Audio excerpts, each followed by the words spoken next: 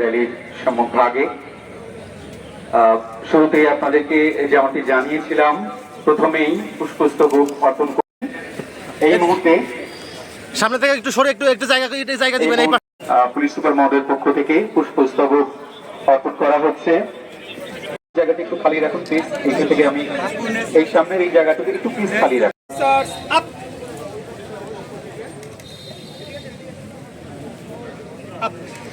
শহীদদের প্রতি আমরা শহীদ মোহাম্মদ রাকিবুল ইসলাম,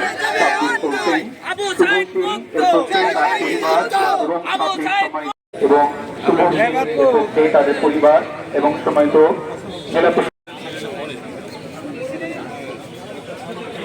এরপর